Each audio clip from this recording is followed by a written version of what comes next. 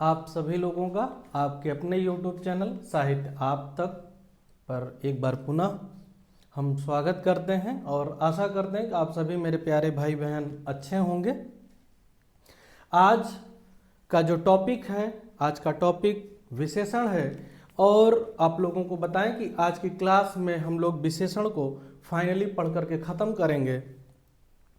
इसके पिछली वीडियो में हम लोग विशेषण की परिभाषा और उसके जो महत्वपूर्ण भेद हैं, जैसे प्राविशेषण और गुणवाचक विशेषण, सार्वनामिक विशेषण, इस सब के विषय में हम आप लोगों को पूरा व्यवस्थित उदाहरण दे करके लिख करके कैसे कैसे वहाँ से विशेषण बनेगा, विशेष्य बनेगा, ये सब चीज़ें आपको समझाए थे।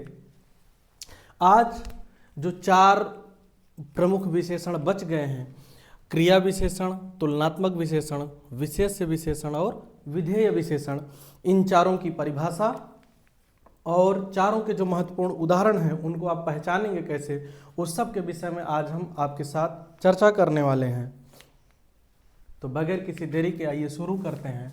विशेषण की जो परिभाषा है, इसके पिछले क्लास में हम आप लोगों को कई बार बहुत अच्छे तरीके से समझा दिए थे और यहाँ पे लिख भी दिए हैं, आज भी लिख दिए कि संज्ञा या सर्वनाम की जो विशेषता बतलाते हैं उन्हें विशेषता बतलाने वाले शब्दों को हम क्या कहते हैं, विशेषण कहते हैं। यानी संज्ञा और सर्वनाम की जो शब्द विशेषता बतलाए उसे हम क्या कहेंगे, विशेषण कहेंगे। अब क्रिया विशेषण की क्या परिभाषा है, क्या पहचान है, आइए देखते हैं। यहाँ हेडिंग है क्रिया विशेषण। परिभाषा इसकी है कि क्रिया की विशेषता, अभी तक देखिए हम लोग क्या पढ़ते आए हैं, संज्ञा या सर्वनाम की विशेषता बतलाने वाले शब्द को क्या कहते हैं, विशेषण कहते हैं। लेकिन अब जो हम पढ़ने जा रहे हैं वो विशेषण है क्रिया विशेषण। तो इसलिए यहाँ पे आप ध्यान दीजिएगा, इसको हम अंडर मार्क कर देते हैं कि अब किसकी विशेषता बतलाई जा रही है, कि क्रिया की विशेषता बताने वाले अव्यय को हम क्या कहते हैं, क्रिया विशेषण कहते हैं। अब जो शब्द क्रिया की विशेषता को बतलाएगा उसे ही हम क्या कहेंगे, क्रिया विशेषण कहेंगे। कैसे, आइए उदाहरण से समझते हैं। देखिए यहाँ पे लिखा है कि मोहन चलता है। यहाँ कोष्ठक में हम लिख दिए कि यहाँ कोई विशेषण नहीं है। क्यों नहीं है, आपके मन में सवाल उठेगा कि भाई क्यों नहीं है। तो देखिए मोहन क्या है, आपका संज्ञा है। मोहन क्या है, संज्ञा है। आप लोगों को पता होगा कि जैसे चलना, खेलना, लिखना, ये सब क्या है, क्रिया है। तो यहाँ पे क्या है, ये मोहन चलता है, तो ये क्या है, क्रिया है। अब यहाँ पे आपको संज्ञा मिला और क्रिया मिला, लेकिन विशेषण शब्द नहीं मिला। उसी के नीचे एक नया शब्द है कि मोहन तेज चलता है। मोहन क्या करता है, तेज चलता है। तो अब देखिए मोहन क्या हो जाएगा, संज्ञा हो जाएगा। चलना क्या हो जाएगा, क्रिया हो जाएगा। और यही जो तेज है, देखिए मोहन चलता है लेकिन कैसे चलता है, तेज चलता है। यानी जो क्रिया है, क्रिया की विशेषता को बताने के लिए यहाँ पे कौन सा शब्द है, तेज है। यही तेज क्या हो जाएगा, विशेषण हो जाएगा।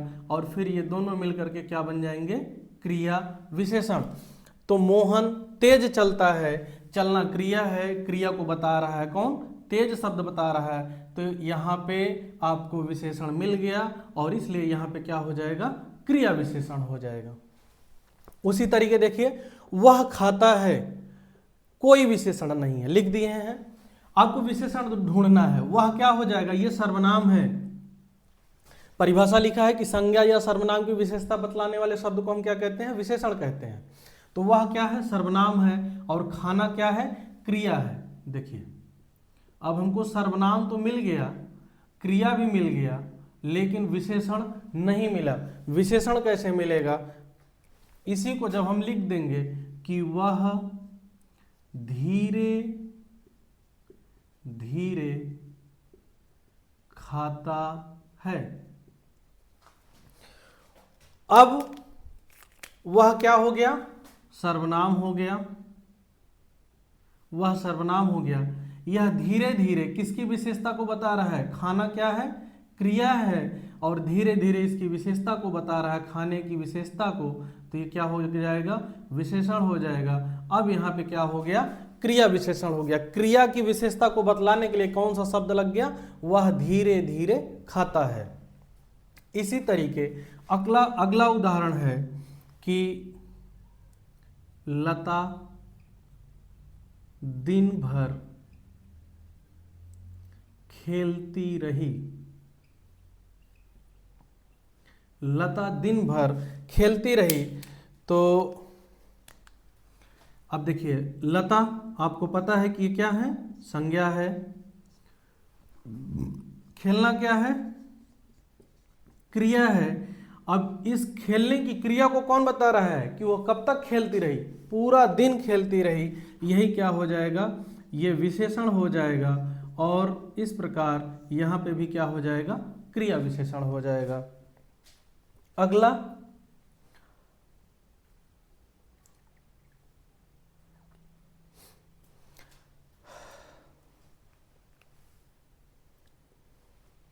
तो ये देखिए, इसके 3 प्रमुख उदाहरण हो गए। आप इसको लिख लीजिएगा अपने नोट्स में। मोहन, और इसी तरीके लिखिएगा, मोहन चलता है, मोहन तेज चलता है, वह खाता है, वह धीरे धीरे खाता है, लता दिन भर खेलती रही, है ना। और मान लीजिए कि अगर इसका कोई उदाहरण बनाते हैं कि राम लिखता है। अब इसमें कोई विशेषण है नहीं है, राम संज्ञा है, लिखना क्रिया है। तो यानी संज्ञा है और क्रिया है लेकिन विशेषण नहीं है। जब इसी में मेरे प्यारे भाइयों और मेरी प्यारी बहनों, जब इसी में ये हो जाएगा कि राम सुंदर लिखता है। कैसा लिखता है, राम सुंदर लिखता है, तब ये हो जाएगा संज्ञा, ये आपका हो जाएगा विशेषण। क्योंकि ये सुंदर शब्द किसकी विशेषता बता रहा है, क्रिया की विशेषता बता रहा है। इस प्रकार इसमें भी क्या हो गया, क्रिया विशेषण हो गया। ठीक है, तो ये क्रिया विशेषण की परिभाषा और इसके उदाहरण बिल्कुल आसान तरीके आपको हम समझा दिए, लाइव समझा दिए। आप इसको नोट्स में इस उदाहरण को लिख लीजिएगा, इसको आप लोग लिख लीजिए। और इसके बाद फिर हम अगले विशेषण पर आते हैं, तुलनात्मक विशेषण पर। एक बार फिर से परिभाषा देख लीजिए कि क्रिया की विशेषता बतलाने वाले अव्यय को या शब्द को हम क्या कहते हैं, क्रिया विशेषण कहते हैं। मोहन चलता है, चलना क्रिया है, मोहन संज्ञा है। यहाँ पे हमको कोई विशेषता बताने वाला शब्द नहीं मिल रहा है, लेकिन यहाँ पे मोहन कैसे चलता है, तेज चलता है, इसलिए ये तेज विशेषण हो गया, चलना क्रिया है। अब यहाँ पे क्या हो गया, क्रिया विशेषण हो गया। इसी तरीके वह खाता है, वह धीरे धीरे खाता है, लता दिन भर खेलती रही। ये उदाहरण, इसको यहाँ स्टार से हम हाईलाइट कर देते हैं। आप लोग इस उदाहरण को जरूर लिख लीजिएगा। और परीक्षा में यहाँ से सवाल पूछा जाता है, इसलिए आप क्रिया विशेषण लगता आसान है लेकिन परीक्षा में आ जाएगा। अगर आप ध्यान से नहीं पढ़ेंगे तो यही आपको कठिन लगने लगेगा। तो इसको आप लोग लिख लीजिए। फिर हम लोग आते हैं तुलनात्मक विशेषण पर। तो चलिए अब हम लोग तुलनात्मक विशेषण के विषय में बात करते हैं।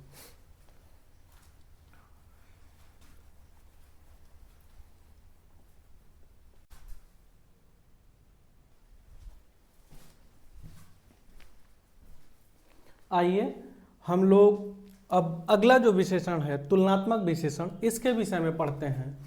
तो सबसे पहले तुलनात्मक विशेषण की परिभाषा को समझते हैं। तुलनात्मक शब्द से ही आपको बोध हो रहा होगा कि यहाँ पे जो भी बातें की जाएंगी वो किस प्रकार की जाएंगी, तुलना की, यानी एक दूसरे से तुलना की जाएगी।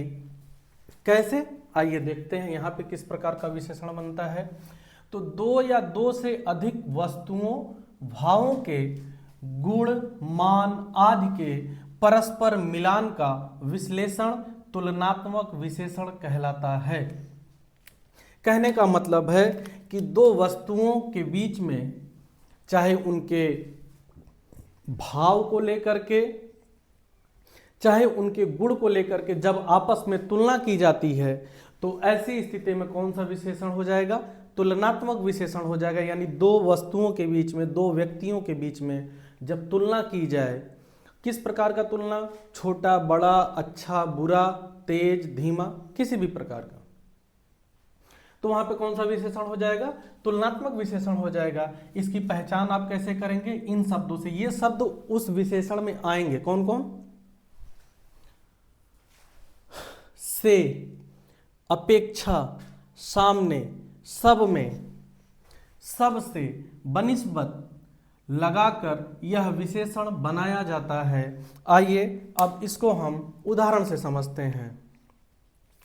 जो पहला उदाहरण है बेटा, यहां पे आप लोग देखेंगे कि श्याम मोहन से अधिक ईमानदार है। तो सबसे पहले अगर आपसे मान लीजिए कि विशेषण पूछा गया कि निम्नलिखित उदाहरण में कौन सा विशेषण है, तो अगर ये आपको पहचान याद है कि से, अपेक्षा, सामने, सब में, बनिस्बत लगाकर यह विशेषण बनाया जाता है, कौन सा, तुलनात्मक विशेषण बनाया जाता है, तो आप ऑप्शन ढूंढिएगा। अगर ऑप्शन में तुलनात्मक विशेषण है तो आप बेझिझक बिना संकोच किए तुलनात्मक विशेषण को सही कर दीजिएगा। अब देखिए उदाहरण से समझ लेते हैं। यहां पे कहा जा रहा है कि श्याम मोहन से अधिक ईमानदार है। सॉरी, देखिए आपको यहां कौन मिला, से मिला। अब से तुलना किया जा रहा है कि श्याम मोहन से क्या है, अधिक ईमानदार है, क्या है, अधिक ईमानदार है। तो ऐसी स्थिति में यहां पे क्या हो गया, तुलनात्मक विशेषण हो गया। अब आपके मन में सवाल उठेगा कि यहां पे विशेष्य कौन होगा और विशेषण कौन होगा। तो देखिए सबसे पहले विशेषता किसकी बताई जा रही है, मोहन की कि श्याम की, सवाल ये उठता है। तो श्याम मोहन से अधिक ईमानदार है, इसलिए यहां से जो उत्तर निकल करके आएगा तो विशेषता बताई जा रही है श्याम की, तो श्याम हो जाएंगे विशेष्य। ठीक है, और इनकी विशेषता क्या है कि ये ईमानदार हैं, ये हो जाएगा विशेषण। ये क्या हो जाएंगे, ये क्या हो जाएगा, विशेषण हो जाएगा। और ये जो से है ये तुलना हो जाएगा, इसलिए यहां पे कौन सा विशेषण हो जाएगा, तुलनात्मक विशेषण हो जाएगा। ठीक है, आपको इससे पहले जब हम पढ़ाए थे प्रविशेषण, अगर श्याम को हटा दीजिए और से को हटा दीजिए और ये लिखा जाए कि मोहन अधिक ईमानदार है, तब यहाँ पे क्या हो जाएगा, ये प्रविशेषण का उदाहरण हो जाएगा। तो मोहन यहाँ पे विशेष्य हो जाएगा, ईमानदार जो है विशेषण हो जाएगा, और ईमानदार विशेषण का, इस विशेषण की भी विशेषता कौन बतला रहा होगा, अधिक बतला रहा होगा, इसलिए यहाँ पे कौन सा उदाहरण हो जाएगा, तब ये प्रविशेषण का हो जाएगा। लेकिन अभी यहाँ पे तुलना की जा रही है, श्याम की तुलना की जा रही है मोहन से, और यहाँ पे से जो इसका पहचान है आपको मिल गया, तो इसलिए श्याम विशेष्य हो गया, ईमानदार विशेषण हो गया, से तुलना हो गया। इस प्रकार यहाँ पे कौन सा हो जाएगा वो उदाहरण, तुलनात्मक विशेषण का। इसी तरीके यहाँ पे दूसरा उदाहरण है कि दिलीप की पुस्तक प्रदीप से कीमती है। किसकी पुस्तक, दिलीप की पुस्तक प्रदीप से कीमती है। तो अब किसके पुस्तक की कीमत के विषय में बताया जा रहा है, दिलीप के। तो दिलीप की पुस्तक प्रदीप से क्या है, कीमती है, यानी प्रदीप की पुस्तक से क्या है, कीमती है।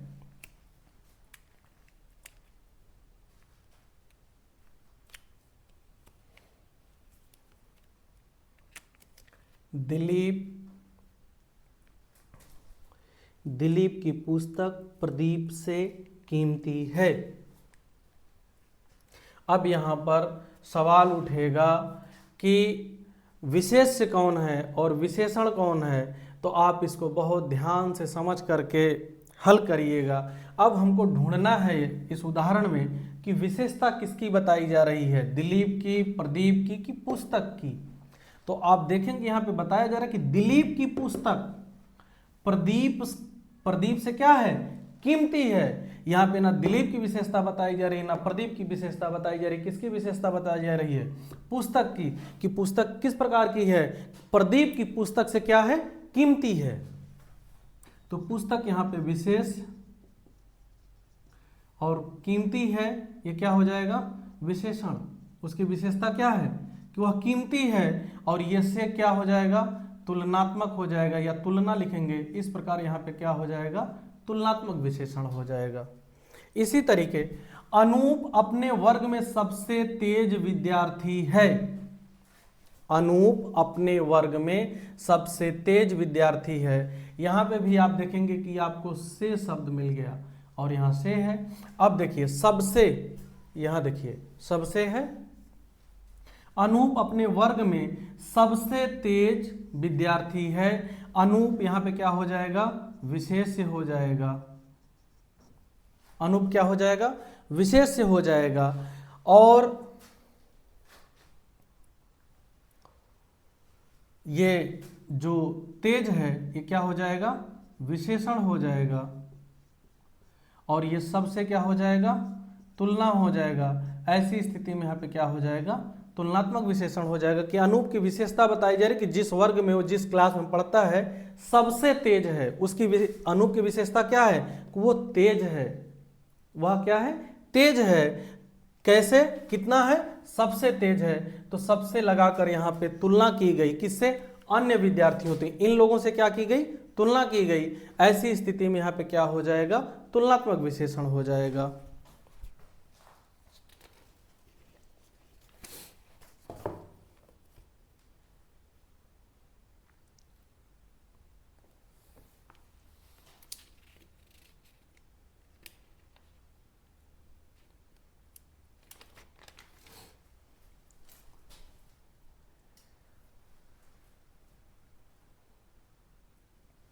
देखिए, और ये जो उदाहरण मेरे प्यारे भाइयों और मेरी प्यारी बहनों, आप लोगों को एक बात बताऊं कि जो ये उदाहरण हम आपको बता रहे हैं, यहाँ पे लिख करके समझा रहे हैं, ये अभी तक अपने भारत की, किसी एक राज्य की नहीं, अपने भारत की जो सबसे विश्वसनीय किताब है। यानी इस किताब को जो वनडे एग्ज़ाम है, ये एकेडमिक पढ़ाई छोड़ ही दीजिए आप, 9, 10, 11, 12 या कुछ भी जो BA MA एकेडमिक पढ़ाई के अलावा कंपटीशन यानी लो लेवल से लेकर के क्लर्क के एग्जाम से लेकर के IAS के एग्जाम तक जिस किताब को लोग पढ़ते हैं हम उससे पढ़ा रहे हैं। और ये सारी चीज़ें आप ये उदाहरण लिख लीजिएगा, ये आपसे किसी भी परीक्षा में पूछे जा सकते हैं। आइए 1-2 उदाहरण और आप लोगों को लिख करके समझाते हैं।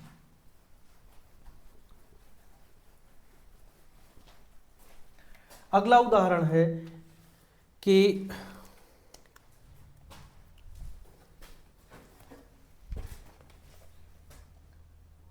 वह राम की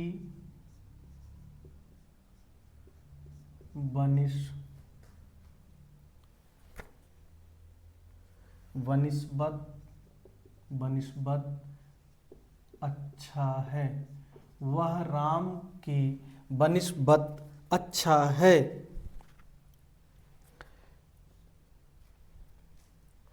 और एक और है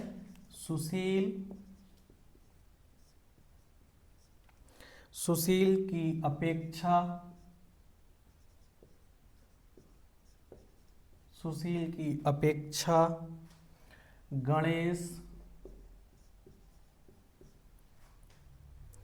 गणेश अधिक शिष्ट है। अब देखिए, अब अगर इन दोनों उदाहरणों में आप लोग ढूंढेंगे कि कौन विशेष है कौन विशेषण है, सबसे पहले यही देखिए, सुशील की अपेक्षा गणेश क्या हो जाएंगे, विशेष्य हो जाएंगे। ये अपेक्षा क्या है, तुलना हो जाएगा। देखिए अपेक्षा कहाँ है, यहाँ है। तो अधिक क्या है, शिष्ट है। शिष्ट का मतलब होता है कि सदाचारी व्यक्ति, अच्छा सदाचारी, गुणी, है ना। तो यही क्या हो जाएगा, ये विशेषण हो जाएगा। यानी गणेश की विशेषता क्या है कि वो शिष्ट हैं, किसके अपेक्षा, सुशील की अपेक्षा। तो इस प्रकार इस उदाहरण में भी आपको क्या मिल जाएगा, तुलनात्मक विशेषण हो जाएगा। वह राम की बनिस्बत, बनिस्बत अच्छा है। कौन? वह यहां क्या हो जाएगा?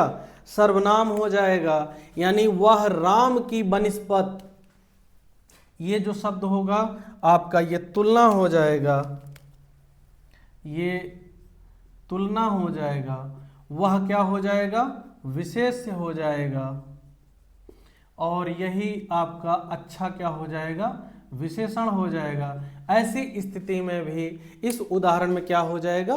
तुलनात्मक विशेषण हो जाएगा। तो मेरे प्यारे भाइयों और मेरी प्यारी बहनों, जो लोग भी इस वीडियो को देख रहे हैं, आप इन उदाहरणों को खूब अच्छे से लिख लीजिएगा।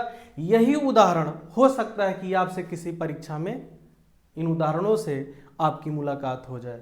तो इसको लिख लीजिए, फिर हम लोग जो तीसरे नंबर का विशेषण है उसको पढ़ करके ख़त्म करेंगे। आज का टारगेट है कि आज हम लोग इस वीडियो में विशेषण को पूर्ण रूप से पढ़ करके समाप्त करेंगे। तो चलिए अब हम अगले विशेषण की ओर बढ़ते हैं।